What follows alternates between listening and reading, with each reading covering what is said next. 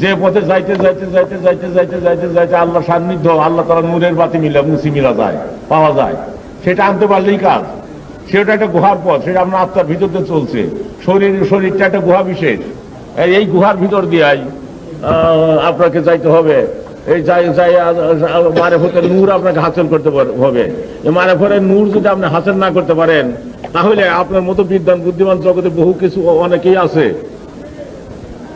আপনি হাফেজ বলতেছে, মহর্ষি হাফেজ বলেন, হাফেজ তুমি জ্ঞান বিজ্ঞানে যতই উন্নত হও না কেন, তোমার পীরের কদমকে তুমি নোহের তৈরি মনে করো, নচে দুর্বিপাকের এমনই তুফান আসবে, তোমার সকল ভিত্তিক ভাঙ্গা মেসমার করে ফেলবে, তখন তুমি কুলাই উঠতে পারবে না।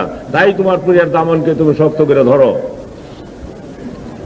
তাই আপনাদেরকে বলা হইতেছে, এমন একটা পথে আমি আপনাদেরকে একটা পথের সন্ধান আমি দিতেছি, যে পথে যাই আমরা ক্ষুধা প্রাপ্তি তত্ত্ব, এই যে এই বিরাট অধ্যায়, এই চ্যাপ্টার আপনারা সম্পূর্ণরূপে শেষ করতে পারবেন এবং গভীর জ্ঞান লাভ করতে পারবেন। আধ্যাত্মিক জ্ঞান ছাড়া মানুষ পূর্ণ জ্ঞানী হইতে পারে না।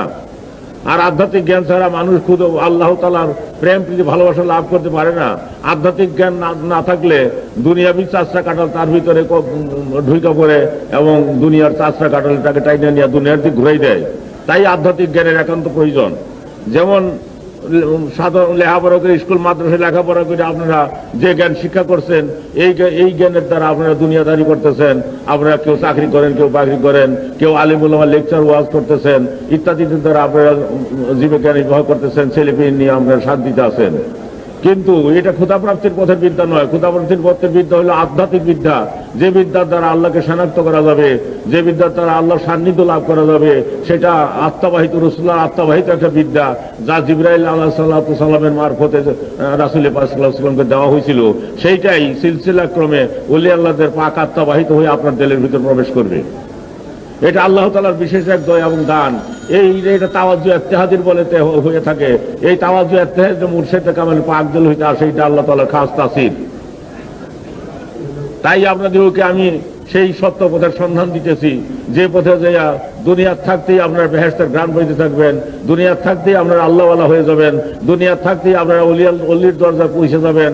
আল্লাহ ইন্না আউলিয়াল্লাহি লা খাউফুন আলাইহিম ওয়া লা হুম ইয়াহজানুন। আল্লাহ বলেন, ওলি আল্লাহদের দুঃখিত বা গমগীন হবার জন্য কিছুই নাই, তারা কোনো বিষয়ে দুঃখিত না। গৌস পাক রহমতুল্লাহ আলাইহি বলতেছেন যে যেদিন তুমি আল্লাহর সান্নিধ্য লাভ করবে, সেদিন তোমার কোনো অভাব অনটন থাকবে না। তাম দুনিয়ার মানুষ যদি তোমার দরবারে চাইটা খায়, তাহলে কিছু আসে যায় না। কেননা যিনি আল্লাহকে পাইলেন, তার পাওয়ার আর কিছু বাকি নাই। দুনিয়ার বাদশার খাজনা খানা শেষ হয়ে যায়, 13 জুরি শেষ হয়ে যায়, কিন্তু আল্লাহ তাআলার 13 জুরি শেষ হয় না। তাই আল্লাহ আল্লাহকে যিনি লাভ করলেন, তার আর কোনো অভাব থাকে না। তাই কথিত আছে যে এক পাগল নাচতেছিল, এমন সময় একজন লোকে বলে যে, পাগল, দুনিয়ার মানুষ দুর্ভিক্ষে মারা গেল আর তোমার ভারে আনন্দ হয়েছে, তুমি নাচো। তখন পাগল হাইসা বললো যে, আমার মনিবের কোনো অভাব নাই আর আমার মনিবের দুর্ভিক্ষ নাই। কাজেই পাগল যে বলে বলছিল, সেটা আপনি বুঝেন, আপনি বলতে পারবেন।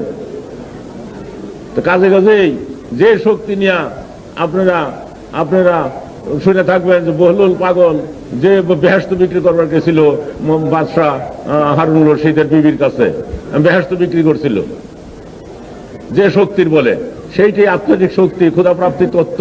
এবং সেটাই, সেই শক্তি যদি আপনি লাভ করতে পারেন, তাহলে আপনার দ্বারা সম্ভব।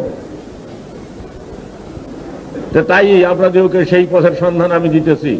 সেই সন্ধান যদি আপনারা নিতে চান, তাহলে আপনারা চিন্তা করে দেখেন যে একটা আমের আটির ভিতরে একটা আম গাছ লুকিয়ে থাকে, এটা বাস্তব। একটা তালের আটির ভিতরে বিরাট একটা তাল গাছ লুকিয়ে থাকে, এটা বাস্তব। ক্ষুদ্র একটা বটের বীজের ভিতর বিরাট একটা বট গাছ লুকিয়ে থাকে, এটা বাস্তব। সেই রকম আপনার শরীরের ভিতরে এক টুকরা মাংসপিণ্ড, তার ভিতরে ক্ষুধাপ্রাপ্তির তত্ত্ব ভরপুর রয়ে গেছে, আল্লাহ তাআলার ভেতর দরিয়া রয়ে গেছে, ওটা বাস্তব। এটাই আমি আপনাদেরকে বুঝতে বলতেছি যে বাস্তব কিনা। না আমি ভুল বলতেছি আপনাদেরকে, না আমি আপনাদেরকে অন্য পথে চালনা করবার জন্য উপদেশ দিতেছি, না কোনো বাজে উপদেশ আমি দিতেছি। তাই আপনাদেরকে দেখতে বলি আমি, আপনারা পরীক্ষা করে দেখেন সেটা সত্য কি মিথ্যা। একটা ছোট্ট একটা আমের আটির ভিতর বিরাট একটা আম গাছ লুকায় থাকে, যে একদিন হাজার হাজার আম দিবে, একটা আটির ভিতর লুকানো আছে। সেই আটিটাকে আপনি ভাঙেন, গাছটাকে খুঁজে বাইর করতে পারবেন না। আর সেই গাছটাকে যদি আপনি চান, তাহলে আটিটাকে কবর দিয়ে রাখেন, তাই মৌলানা রুমি বলতেছেন, তোমার দেহরূপ কবরে আল্লাহর স্বরূপ কাফন দিয়ে তোমার আত্মা কবরস্থ আছে, ওই আত্মাকে তুমি জাগাও, ওই আত্মাকে জান্দা করো। যদি তুমি প্রকৃত মানুষ হইতে চাও, মানুষ হইতে হবে মানুষ যখন। তাই এই তরিকা ক্ষুধা প্রাপ্তির পথ, আল্লাহ তাআলার সান্নিধ্য লাভ করার পথ, আল্লাহ এবং রাসূলের প্রেম প্রীতি ভালোবাসা লাভ করার পথ। এই পথে যাই এই দয়াল নবী পাক আত্মার সঙ্গে আপনার আত্মার মিশামিশি হইয়া বিশ্ব আত্মার সান্নিধ্য লাভ করবে। সেই জন্য রাসূল পাক সাল্লাল্লাহু আলাইহি ওয়াসাল্লাম সমস্ত সৃষ্টির ফাউন্ডেশন। আল্লাহ তাআলা বলেন যে আমার নবীকে যদি সৃষ্টি না করতাম তাহলে আমি কিছু সৃষ্টি করতাম না। কেন আল্লাহ কথাটা বলেন? এটার ভিতরে বিশেষ যুক্তিকতা রয়ে গেছে। সেই যৌক্তিকতা আপনারা যেদিন যাবেন সেখানে, যেদিন আপনি নিজের আত্মাকে বুঝবেন, যেদিন আপনি ফানাফির রসুলের মুকামে পৌঁছিবেন, তখন দেখবেন যে দয়াল নবী যদি দুনিয়াতে না আসতেন তাহলে আকাশ বাতাস চাঁদ সূর্য গ্রহ নক্ষত্র কিছু সৃষ্টি হতো না, আল্লাহ করতেনও না।